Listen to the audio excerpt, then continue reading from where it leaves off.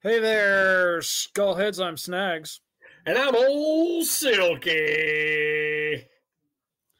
And today we're going to do Rockford Files show. But first, I want to direct all you cats to snagsandsilky.com, where you can download our killer book that we wrote that is just fucking amazingly hysterical and all that shit. And you got to buy the T-shirt and sweatshirt. And what else we got on there? Decal, stickers, mugs, all kinds of shit. Buy it for your grandma. Your grandma needs Snags and Silky gear. You know, give TikTok a break and just put down that fucking phone. Go on and look at the playlists. A lot of time went into those, and they're entertaining as hell. Yeah. And God forbid you discover somebody you didn't know about. You know, and then tell 3 people to check the show out. God bless it. Yeah. Yeah, so tonight, this is episode 47. Pretty exciting. We're doing the Rockford Files, and you know, this kind of jumps off of our Mike Hammer stuff, doing the detective and the Starsky and Hutch episode. And that reminds me, we lost David Soul a few days ago. Oh, yeah. Moment of silence for Hutch. Yeah, he's gone. Okay. That was our moment of silence. Very tastefully done. First Lemmy, and now David Soul. Yeah. I don't think I can go on. The kibosh on any kind of elderly Starsky and Hutch reunion that not to mention the Lemmy and David Soul duet. Oh, yeah, that's not going to happen. Yeah. Yeah. David Soul had a few solo albums in the 70s. Typical country flavored schmaltz that really no one should be listening to. But Rockford Files, can straighten all that out. Yeah, Rockford Files, kind of a you know, we did an episode on Bosch, and we mentioned the early 70s were just riddled with like epic cop procedural cop shows. I want to say Adam 12 really jump started everything, trying to get people to like the police. And then that popularity just led to other TV stations or, you know, studios doing cop shows. But anyway, tonight's special guest, we've got Mike Rabidou. I think this is his 3rd appearance on the show. Actually, number 4. 4. Yes. You're like our Don Rickles, you know? Like Carson, you know, always Buddy Hackett. Yeah. Buddy Hackett again. That is actually serendipitous. I've been obsessed lately with Rodney Dangerfield on Carson. Oh, nice. Well, yeah. Great one the other day. He said his wife's such a bad cook. The other night, she made alphabet soup, and the kid spelled help. Oh, nice. My favorite one is I was getting a cab ride from the airport. I said, "Take me where the action is." Cab driver took me to my house. Oh, Buddy Hackett, God love him. He could clear a room with a beer fart. I guarantee. So Rockford Files ran from 74 to 1980, 6 seasons, 123 episodes plus a pilot, and 8 TV movies. Now I own the series, but I have never seen the TV movies. 7 of them are totally worth watching. One of them is a bunch of sentimental schmaltz, in my opinion. Oh, really? Yeah. Typical. Where do you access those, Snags? That's that's like the SWAT series in the 70s. 2 seasons. Every episode is amazing. And if I remember correctly, the episode before the very last episode is just absolute garbage, where you're sitting there like, what are we, you know, terrible. So Mike just asked where to get the Rockford TV movies. So basically, what happened is in the 1990s, they got the band back together and they did 8 TV movies. And I'm looking to see if they are still on Amazon right now. You have to buy the DVDs. Yeah, but they're both on there. Well, they were $50 a pop, though, right? There's a volume 1 and a volume 2. No, dude, you can get them used for $9.90. You can get it used for like $15. Oh, there you go. That was in the 90s. Yeah, oh, yeah. 90s. Yeah. They got everybody back. Angel is just as fucking hilarious as he was in the 70s.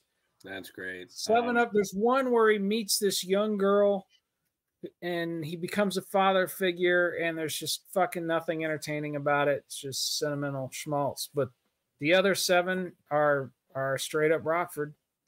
Yeah, the film noir aspect of almost every episode. Jim Rockford is falsely accused of like a armed robbery, I believe, and gets thrown in jail. That's where he meets Angel Martin, and he gets out and becomes a private detective. And what I love personally about Rockford is he's always kind of down on his luck.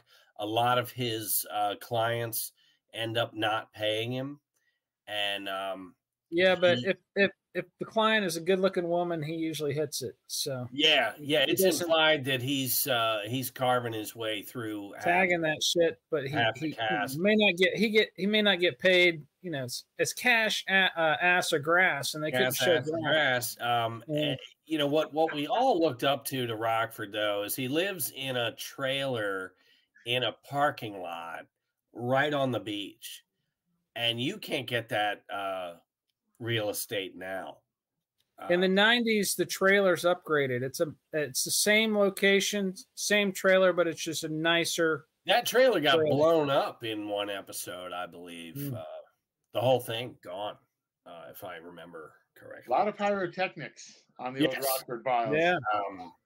And his Firebird got replaced each year, but they kept the outer shell look, and they juiced up the motor. One thing you need to know about Rockford is if you're going to try and follow him, he'll lose you. He's hardcore race shenanigans. He'll outrun you. And it's his show. It's the Rockford Files. It's not the Villain Files, you know. So yeah, spoiler alert, he always comes out on top. Just to get that out. But I love the aspect that he doesn't carry a gun. I mean, he keeps a gun in a cookie jar in the show. Never uses it. Never uses it. Broke all the time. You know, that's what's funny. You can relate to him because he's like he's like the hard luck private eye. You know. Yeah, and he's not the toughest nails, Mike Hammer. He's pitch your ass out the window when he's done smacking you around. Rockford usually is the one gets his ass kicked. Yeah. Even in the first, he's as good as he gets, but he seems to spend a lot of time scraping the asphalt off his. Which I believe was the influence for Die Hard. Bruce Willis wanted to just be beat up all the time, in kind of a nod to the Rockford Files thing. So that's interesting. And the influence for the Rockford Files is Robert Altman flick The Long Goodbye with Elliot Gould. Great. You watch that; it's an obvious influence on the Rockford I actually Files. own that. Yeah, that's a classic movie. Yeah. And of course, James Garner, who I don't know if you even mentioned, James Garner as Rockford. He actually had played Marlowe in a film with Bruce Lee. 60s. Not one of the better versions, in my opinion, but worth seeing. Bruce Lee is in it a little bit. A fun movie, but of course, A Long Goodbye, I think for sure, was that updated version of Marlowe. Yeah, I mean, Bruce Lee did like 800 movies in China as a little kid, but I believe Marlowe was like his first, like, obscure adult. He's in there for a brief period, but that Marlowe movie, I could totally see someone seeing that and going, let's do a series of this. You know, we can't get the rights to Marlowe or whatever, but let's take Garner and make a series out of this. Well, also, Rockford was created by Roy Huggins, who had, of course, also created Maverick many years earlier, which James Garner starred in, and had been very successful as well. And his idea, according to him, was an updated version of that Brett Maverick character. Yeah, and I've never watched Maverick. Yeah, there is that in terms of how he behaves and the chances he takes. There's definitely a gamblerish aspect to. Well, there's a Maverick episode on as a bonus on a Clint Eastwood, possibly The Unforgiven, but there's a bonus Maverick episode where Clint Eastwood is this gunslinger that comes to town, and he wants a piece of Maverick through the whole episode. And I had never heard of that until I had this, bonus feature on some Clint Eastwood Western. And that I was tickled to have that. I was like, this is fun. So Mike's been watching a lot of Rockford Files just to prep for this. What kind of shit you noticing? You've been watching it the most recently. We've all seen it. James Garner, as an actor, of course, was a heartthrob and a big sex symbol for, going on 3-4 decades in Hollywood and film and television. And he is very handsy with the ladies. One of my favorite episodes, or just because of this scene, first season, he's walking right behind up some stairs from his client, who's a very attractive young lady, and he proceeds to take the newspaper and give her a pretty good rap right in the keister. And it's just like so politically incorrect, so misogynistic. But at the same time, he'd take a bullet for any of his lovely lady friends. Sure. It's just hilarious. That kind of thing cracks me up. The show has got a lot of very genuine humor just between the characters. Mentioned Angel, who's played by the great Stuart Margolin. They are just genuinely funny. They at least appear to have been having a lot of fun. You can imagine them having a lot of fun on the set. Great cast. Almost every episode had his father, played by Noah Beery, who'd been in a ton of movies and some television as well. Now, was Noah Beery in all those John Wayne movies and stuff? I would have to look him up, to be honest with you. Like I said, he was definitely around a long time. Yeah. And kind of like Red River and some of those. Yeah, some of that type of stuff for sure, I think. But I know his father was in a lot of that stuff. So yeah. So is he Wallace? Is he Wallace Beery's son or nephew? Son. Son. Yeah. I believe his son. Yeah. But he's Noah Beery Jr. So his father. So we might be talking about granddad. Oh yeah. I'm gonna look it up. It just takes you to. It's like typing in Hank Williams, and you gotta differentiate before you. Well, there's a site called perplexity.ai. You ask it a question, it'll give you the correct answer with links to as references to prove it's giving you the correct answer. Right. So I'm gonna find out, but you guys keep yapping, and I love. Angel is just such it's the con that he knew when he was in prison, and every time this guy comes around, in your mind you're like, oh my God, get away from this guy. But it's so good for the show to have, if there's no contrast or friction, it's a boring show. So. Well, the great thing is Rockford is constantly, like any great PI, skirting the law, whereas Angel's just like right over the edge. Well, and just all his little schemes, it's like so much extra work, which most of your con artists will do. They go through all this ordeal to do something on the sly that just go get a damn 8 to 5, man. Just doesn't want to live the straight life. That's the funny thing about Angel. He's always working in anger. some kind of angle. Twice as hard. It's twice as hard to keep up with. But it's hilarious because and for some reason Rockford keeps hanging out with him, even though he's constantly getting Rockford into all these binds, with whatever his latest scheme is. Yeah. I at some point watching that series, there a couple of years ago. So Silky and I both started watching at the same time, and we just text each other talking about the latest episodes that we were watching. So went through the whole thing, and then I got the TV movies, and he flaked out on the TV movies because he's a pussy. I just didn't. At the time, they were like way too expensive, and it was cutting into my Mike Hammer percentage. Oh, yeah.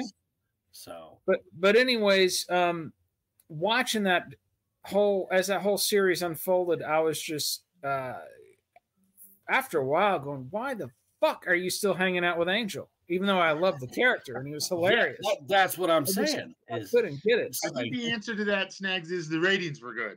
Yeah, right. Yeah, I mean, well, I think we all keep somebody around that we probably should have stopped talking to years ago. Mine's old Silky. This guy. But anyway. I'm just here to say hey to El Condor once in a blue moon. That's about all I and Sergeant Decker, played by Joe Santos, another excellent character in the show.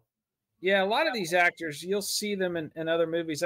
Before we move on, though, I want to say, according to Perplexity.ai, Noah Beery Jr. is the nephew of the famous old-time star Wallace Beery. Okay. Yeah, and so I believe, like, you see his dad all the time, Noah Beery, and you think, oh, it's him, but looks a lot alike, as I recall. Yeah, they look a lot alike. Gentlemen. So yeah, but Garner was Maverick, Great Escape, Marlowe, Grand Prix, a classic racing movie, I believe, and Snags might know for sure, but Garner actually injured his knee. And yeah, he did. That actually plays into why Rockford Files kind of came to an end after 6 seasons, because he was shot the fuck out. Yeah, I think he had put off the knee surgery that he desperately needed. No, he never. His knee was fucked even in the 90s. They just wrote it into the script. Oh, interesting. So yeah, he's Rockford in the 90s in the TV movies. Just Rockford has a bad knee, so he can't run. It's funny you mentioned that, because one thing I've noticed, and I've been watching it off and on for years, and I've owned the DVDs and watched it in reruns as a kid. I appreciate now, he had to be in his late 50s probably when that show was first on in the 70s, certainly early 50s, and he moves around like a gentleman that age. They don't try to make him look younger, and he doesn't know 9 kinds of ninjutsu. Yeah. I don't know if they really go into his age, his mitts and anything he can pick up and hit somebody in the head, and definitely does limp around a little bit. I don't know the origin of the knee injury. He was a combat veteran out of Korea, highly decorated actually in real life. I don't know if he hurt himself in the war, but I thought it was during Grand Prix, but I could be wrong. Definitely did a lot of his own stunts. Well, let's ask Perplexity AI how James Garner hurt his knee. Keep talking. I'll chime in when I get it. I would like to hit on the music. I think that's half the reason I used to watch it as a kid. I love that song. The kind of countrified harmonica jams that are all through every episode, and there's a few where, like, man, I if somebody were to put together a real soundtrack and all, it was great. Yeah, I mean, the theme song's great, and for certainly most of the seasons I'm familiar with, they did a really good job of not cheaping out. They had original music throughout the show that really plays on that theme while doing its own thing. The theme song was written by Mike Post, who most people know wrote the soundtrack for the A-Team, all the Law and Order stuff, Magnum PI and Hill Street Blues, Quantum Leap. He also produced an album for a band that Gary Cherone was in. We shan't mention the name of the band, but Volume 3, which not nearly as good as most of those theme songs, if I may say. But not to besmirch the wonderful Gary Cherone. So which band was it again? Was it the? Well, this was a band that I believe in Snags and Old Silky Land. It used to be good after 1984. Yeah, okay, that's what I thought. Was my understanding. James Garner first injured his knee during his National Guard days, and then all the jumping and running from his acting career just made it worse. He actually did get knee surgery before the first Rockford movie in 1995. Okay. But again, they just said Rockford has a sore knee and that, so he had an excuse not to be running and shit. They just wrote it into the Grand Prix, huh? Grand Prix 1967. Killer. It's really good. Yeah.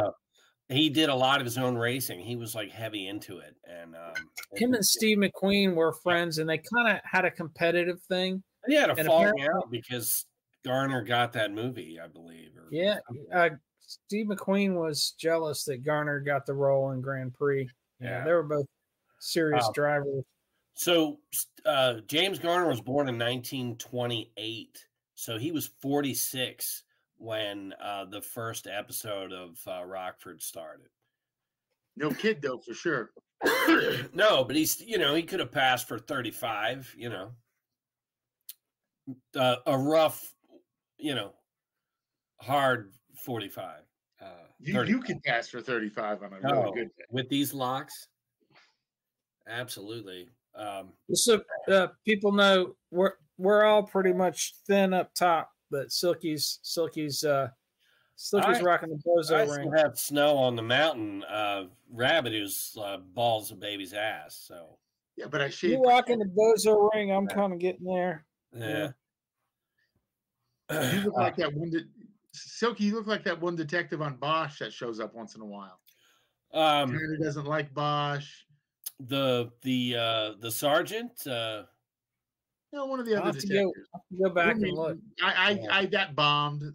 My reference. That's bombed. All good.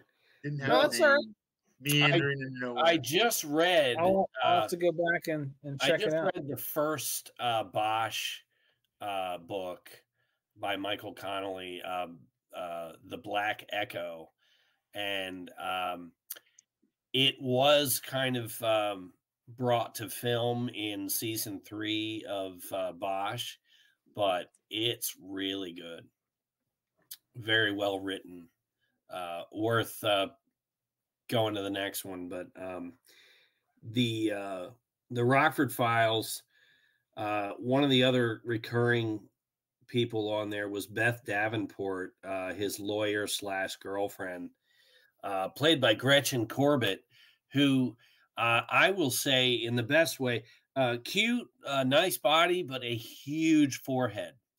A real deal breaker for me. I remember that. I remember saying I thought she was cute, and you just kept going on about that fucking forehead. It's like an 8 head. It's a lot.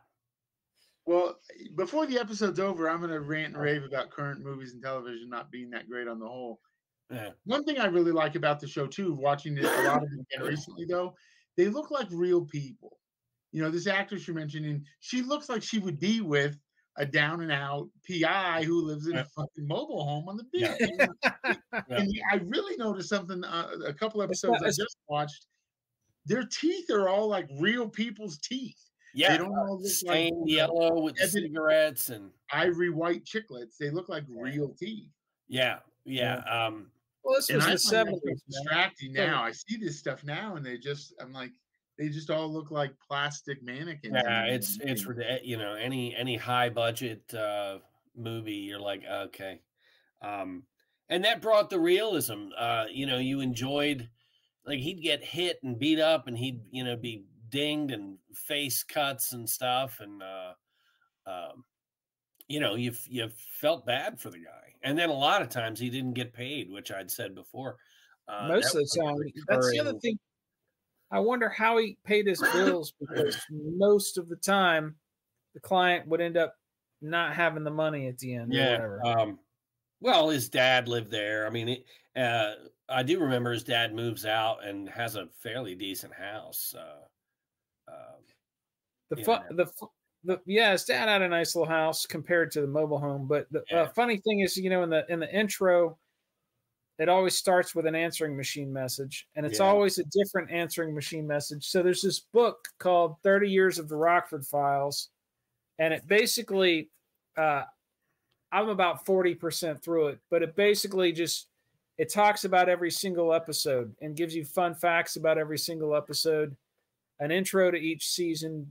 And in here, and I can't remember what the explanation is, but if you buy 30 Years of the Rockford Files, which we'll link on the website, there's an explanation as to how that answering machine bit came about. I don't know if any of you know the story. Well, I do know one part of that was they really struggled after a while to come up with something. And anybody can submit an idea. You could be a production assistant. They had an open call because they had to come up with one every week. And so anybody can submit an idea for an answering machine message. But a lot of those are bill collectors.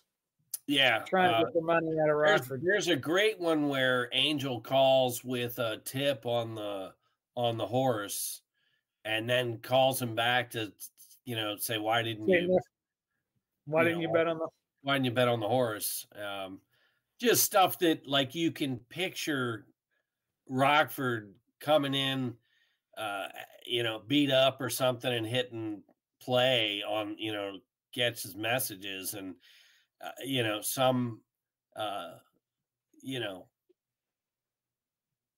ill-informed message plays, where he's like, you could have told me, it just added to the humor.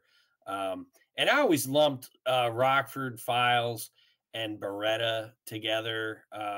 I swear they came on back to back in syndication or possibly when they originally aired. But I always coming up, you'd watch those and just be like, man, I'm going to be a private detective when I grow up. Oh, kidding me?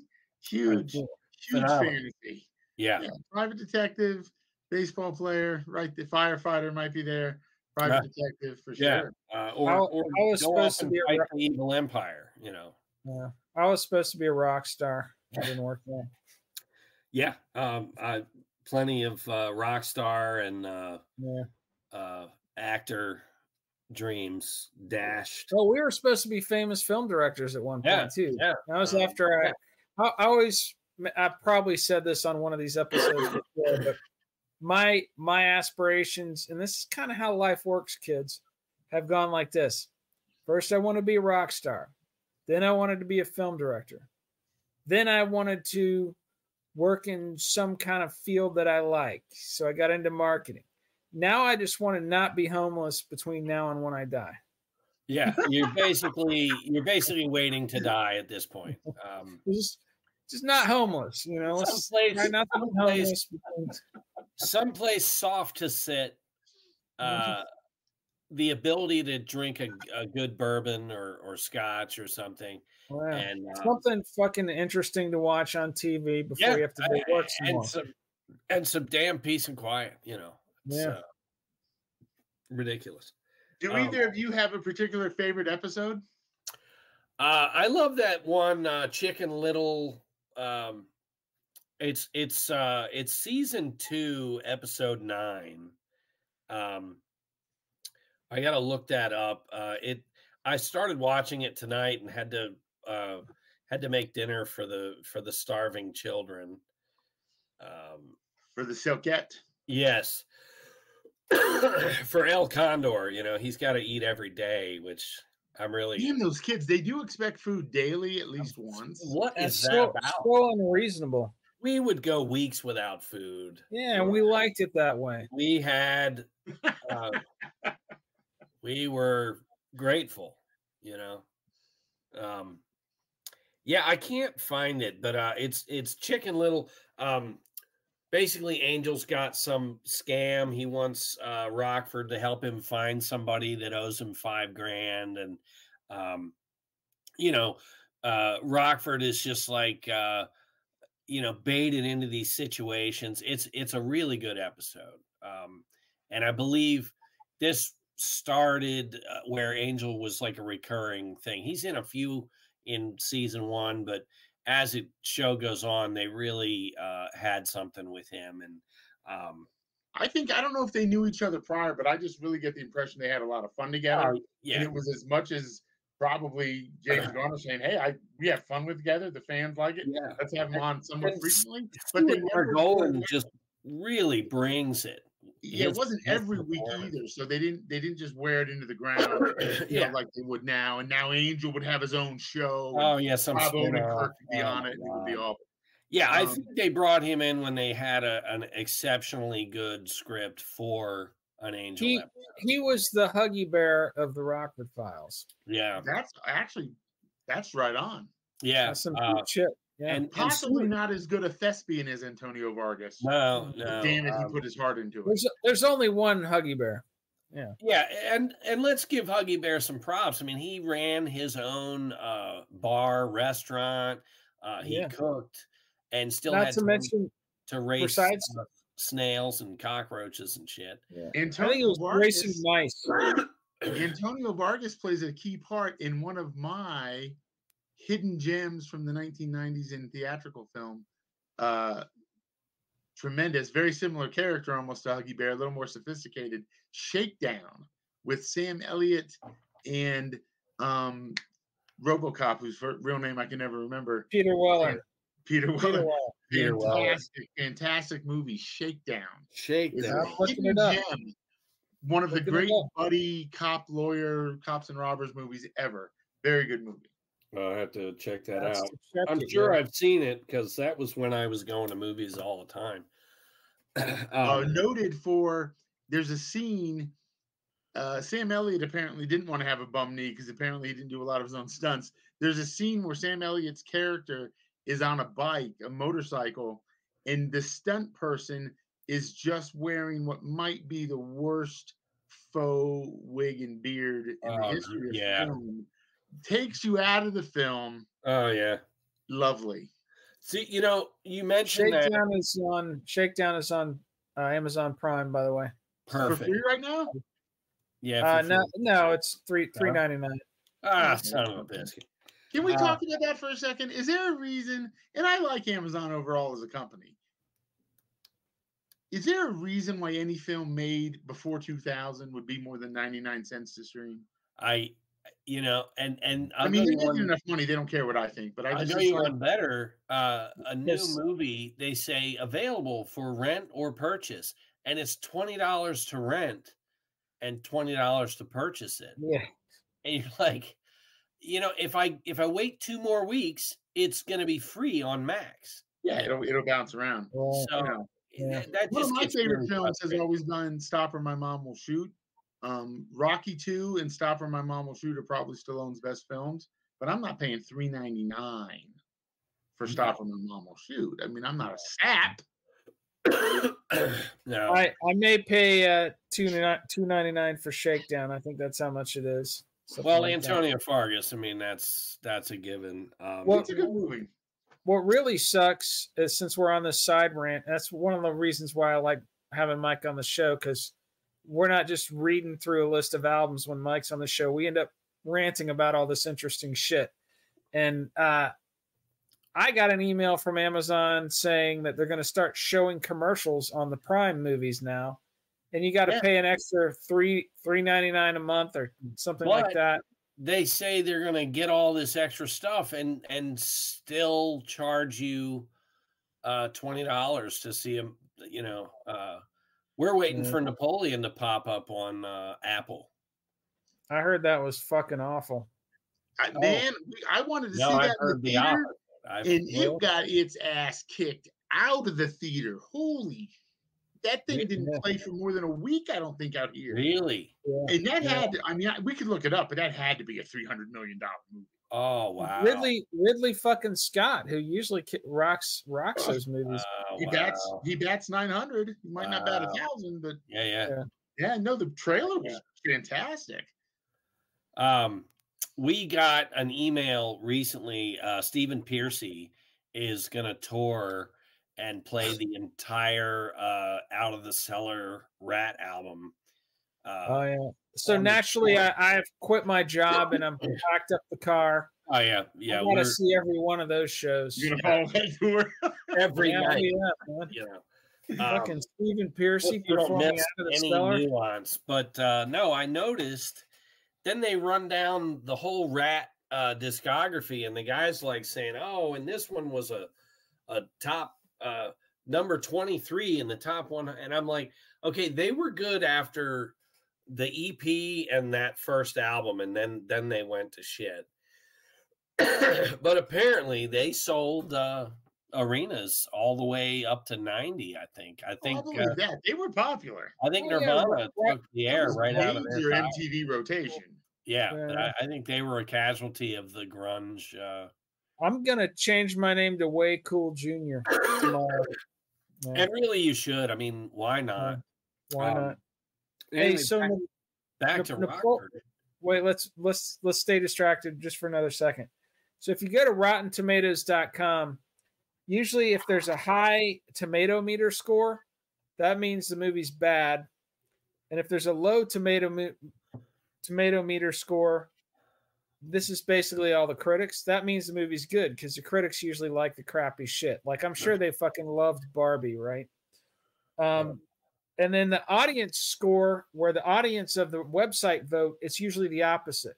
So the critics score will be high, then the audience score is usually low, and always go with the audience. Sure. Or vice versa. Well, Napoleon got trashed by both of them. 59% across the board. See, that sucks because the previews look like amazing, but of course they're just showing you the, but I still see it. I mean, I see it more based on what either one of you said than any of that shit. Yeah, no, I'll watch it on Apple, and I might get 10 minutes into it and dip. If it's free, I might check it out because it's Ridley Scott. But I'm just telling you, the audience scores, that score system is reliable usually. Go ahead. I think I've seen all of his films literally except Napoleon. Like I follow him fairly closely. I don't know of too many movies of his that I don't like a lot. Yeah, I mean, he might. That could be a whole other conversation for you guys on an episode. He might be, I think, the best episode of the last. I mean, director of the last 50 years. As much as I love Scorsese, film for film, Ridley Scott's a badass. Yeah, we should do when we bring you back next time. Let's do Ridley Scott. We haven't done enough directors. Well, we need to. Yeah, we need to do. Quentin Tarantino. I mean, that's fuck yeah. Of course, we got to do. That's ridiculous. He's the only one. That's the only cat who will get me to go to a theater at this point. That's it. I will not get off my ass unless it's something my kid wants to see and it's some fun thing to do with her. I agree with you there. And unfortunately, I think next year, I think it's called The Film Critic. He has said it's his last film. He's pretty serious. What's crazy is I believe him. When my daughter and I, when I had her week on, week off, we went to movies all the time. I mean, it was like a thing we both enjoyed. El Condor does not really have the energy to sit in a theater. It just doesn't come up. And so I kind of just, catch stuff streaming, Sure. Back to Rockford real quick. I just have been throwing DVDs on randomly, and again, one of the things I like about that show is that you don't need to see it in order, which I also think all this current streaming stuff, I need a show more like that, where it is kind of a dramatic, maybe action-y show like Rockford, like Magnum PI, but one where you don't have to watch it in order. You can catch an episode and it's cool, and you can still get it. But to break my train of thought on that, episode from season 3 called The Trees, the Bees, and TT Flowers, which is a funny title, was actually a 2-parter, which really is almost No, it's over 90 minutes of television. So basically a movie. Great cast in that. Angel's in it briefly. The main antagonist or protagonist is Strother Martin, who is just a bajillion great movies throughout the years. Probably most of all, Cool Hand Luke playing the warden of that awful prison. But he plays this old man. Of course, he's very old by 1977, who had bought all these acres out in the middle of nowhere, just, east of LA and Malibu, and a good friend of Jim's dad on the show. And he grew, he had honey and had animals, and he sold honey and eggs to people. Well, these developers built up all around him, and he, of course, grouchy old man won't sell. And I won't spoil more than that. It was a really good episode, a lot of good actors. The one that really cracked me up was Alex Rocco. The actor's name is Alex Rocco. He plays Strother Martin's son-in-law who's out to get the land. He was actually Mo Green in The Godfather Part 2. Oh, yeah. Played a great role in that. And it's just funny to think you're in this Oscar-winning film and 3 years later you're on television. Yeah. Ask Kate Winslet about that.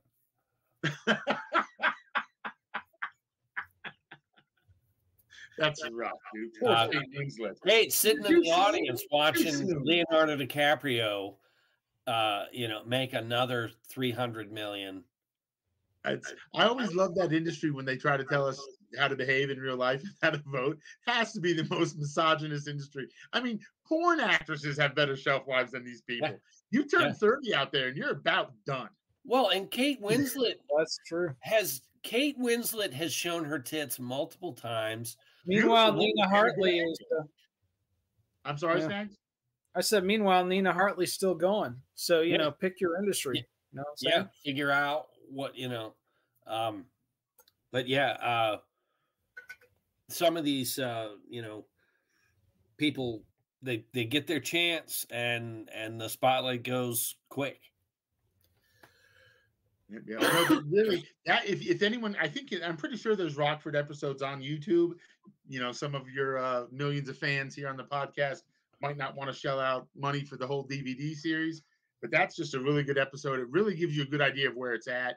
It was one of the more serious ones because they're gonna do this old man in, and they kind of hurt Jim's dad. I don't want to spoil it too much more, but I remember that pretty personal. It's rough, man. They really want to get this land, and they're looking to kill anyone in their way. A lot of great stars. Roy Jensen plays a henchman in it. He was a henchman in a million movies, most notably probably Chinatown, and Harper. Paul Newman Has to Tangle with Him and Harper back in the day. So just a bevy of stars. And I actually, doing a little bit of research for tonight's episode, one of the reasons it got canceled was they had a reputation throughout the whole series of having some pretty serious actors guest star as well. Because Tim Garner knew everybody in Hollywood, but it was getting expensive to get some of these people on board. Oh, yeah. So I watched Cannon and Barnaby Jones, Starsky and Hutch, all those. Policewoman is actually pretty entertaining. And you see the same actors just bounce from place to place. Interesting. I'm watching Chips on Freevee, and you'll see like Michelle Pfeiffer in a scene at a hot dog stand, and she's got like 2 lines, but you're like, holy shit. And that's why I watch these old TV shows, is you never know who's going to pop up. Who is it? Martin Sheen. Martin Sheen is all over Hawaii Five-0. He's on Cannon a couple times. Just so many people that you don't think of, and then you're like, holy shit, look at that. Chips, I don't think aged well. Are you enjoying Chips? I'm up to season 5, and what it is you'll put it on and fuck with your phone and kind of keep up with it. It's nice to have some show that if your kid trots through, somebody's not taking 2 in the mouth and 1 in the ass. You can put Chips on and it's tame enough. That's a damn fine point. And it shows the proper respect for our highway policemen. Yeah, and like I said, is I'm not watching 16 episodes in a row. Watch one or two, and then you're like, okay, and you move on to something a little more substantial, you know. Well, it was always very uneven to me because they were busting heroin dealers at traffic light stops and during the show.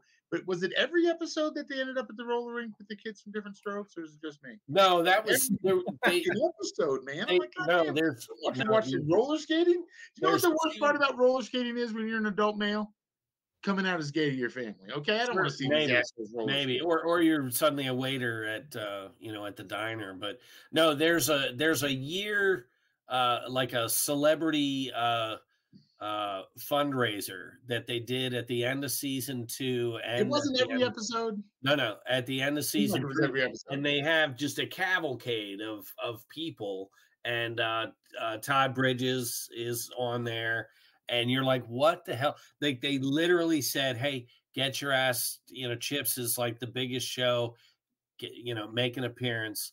I don't think these actors Dana Plato. That scene got cut. That scene took place in the bathroom, and Dana was Eric Estrada's agent. Something was wrong with her knee because she was down on the floor. Yeah, I'm glad they knew that years later. Now I pulled that out of my head. I have no clue.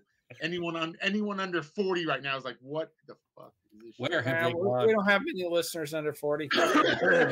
Well, what's interesting, some controversy is there was a girl, Christy. She was a brunette, real cute. She's in the first 3 seasons, and her popularity, she was starting to get very popular on the show. And Estrada was like, "Hey, there's only 1 star in this," and she's just gone.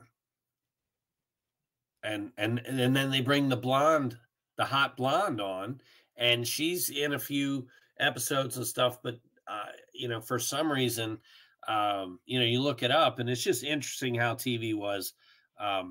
They booted that brunette out. So don't step on Estrada's coattails, baby.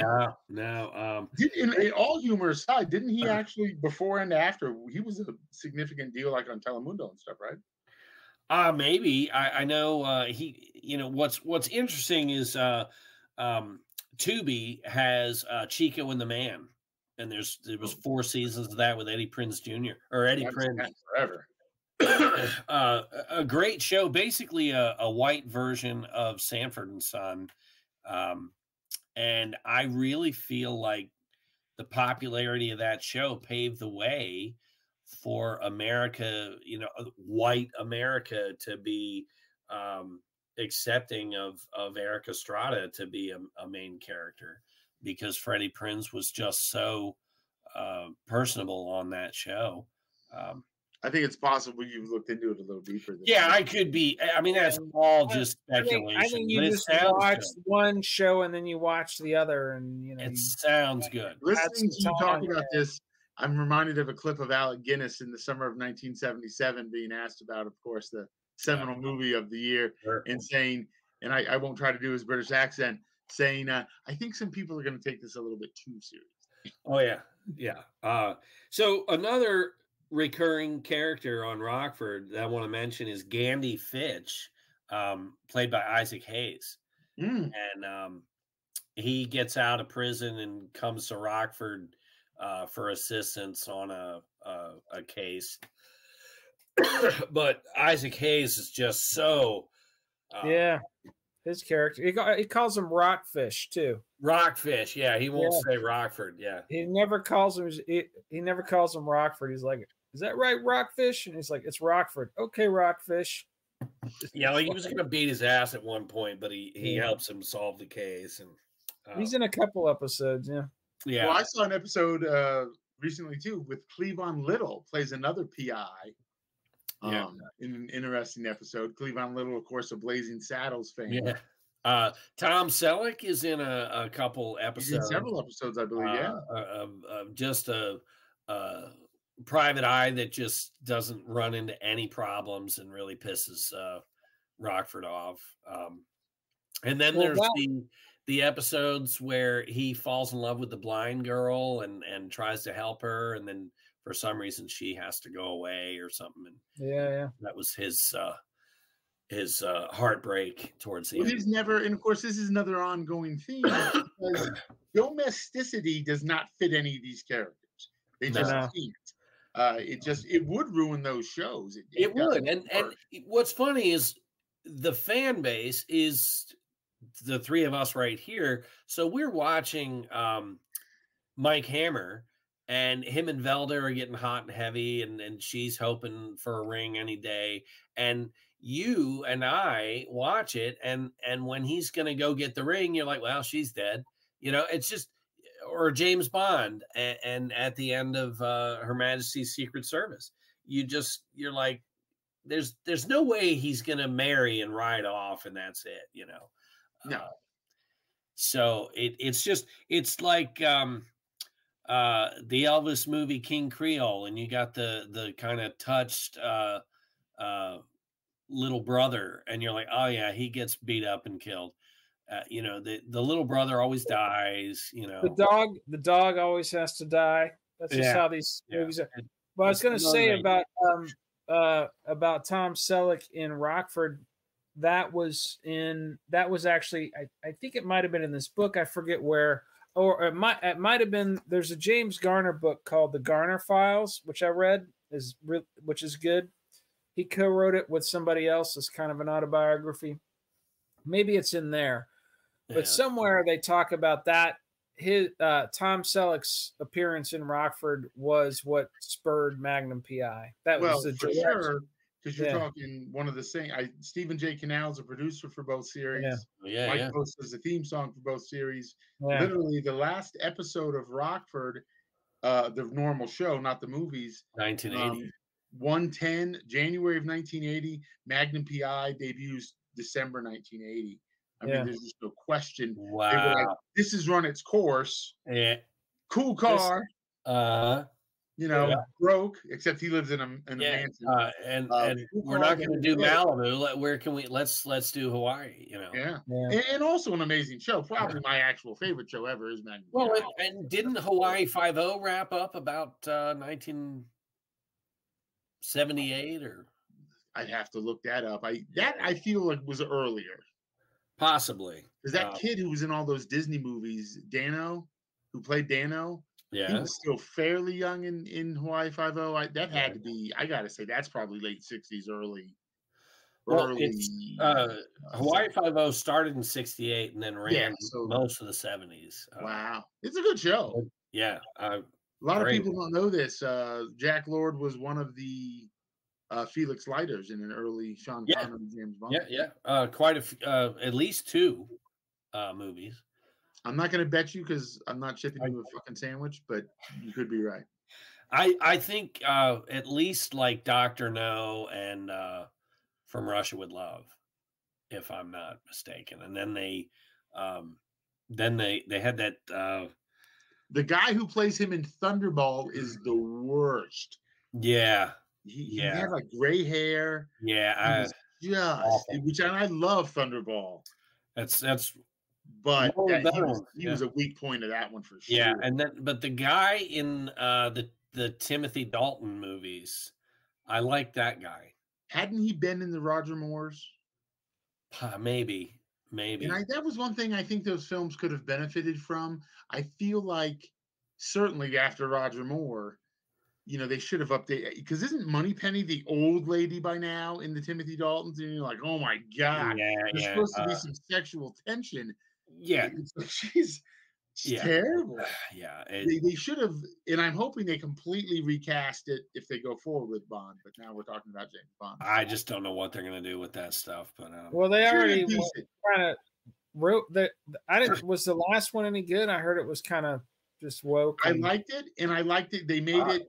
Those are 5 films. In fact, I think they're going to have to recast it.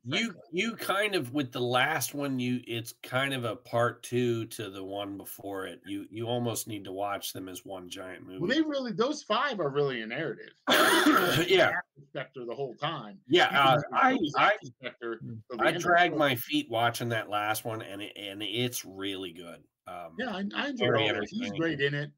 I was concerned Rabbit and I both were concerned about, a female Bond and what are they doing, and it's not a rewrite like that. No, it's not like that at all. That was silly controversy. But check it out. Yeah, well, someone had mentioned Quentin Tarantino earlier. Quentin, not that he wants to direct it, but someone asked him about it, and he said that he goes, they should make them period pieces. They really should make them when they were written. You know, do the whole cars and the fashion thing. He goes, I would love it. He has to go back to being. You go back. Whoever did Mad Men, if that guy touched Dr. No and Casino Royale, I can see that. Those would be great. But I mean, the one thing, and then I guess we should wrap it up. 30s, 40s hardcore film noir Batman would be amazing. If you're talking detectives and that kind of thing, the vigilante, no superpowers or anything crazy, but just a badass guy that wants to go out and take revenge. It'd be pretty epic.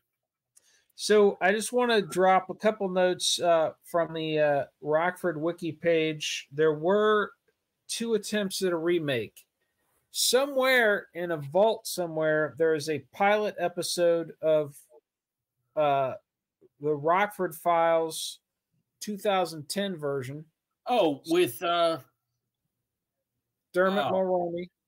No. Dermot, yeah, I'm going to get to it. Let me fucking talk. So Dermot Mulroney as Jim Rockford, Alan Tudyk as Dennis Becker, Beau Bridges was Rocky, Melissa Sagemiller was Beth Davenport. This was filmed in the can, delivered to NBC, full pilot episode.